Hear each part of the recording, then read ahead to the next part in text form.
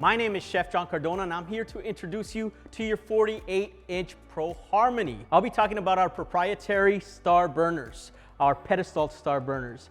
Always remember that the two in the front will always be your highest burners at 18,000 BTUs. The ones in the back are at 15,000 BTUs. I do want to talk about the even spread of these flames here, or our heat. It's going to be fitting that pan, whether it's big or small, nice and even all the way around.